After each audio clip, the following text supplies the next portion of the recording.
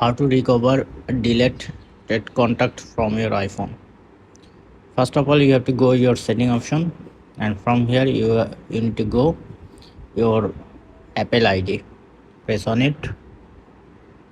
From here you have to go your iCloud option.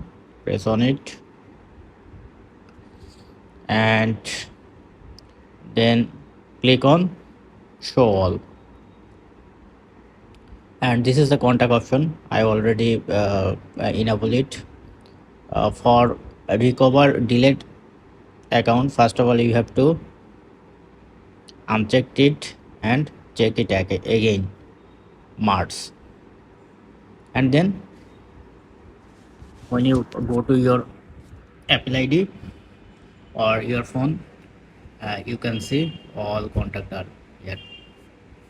This is how you can easily uh, recover your delete contact from your iPhone. Thank you. Hope you enjoy.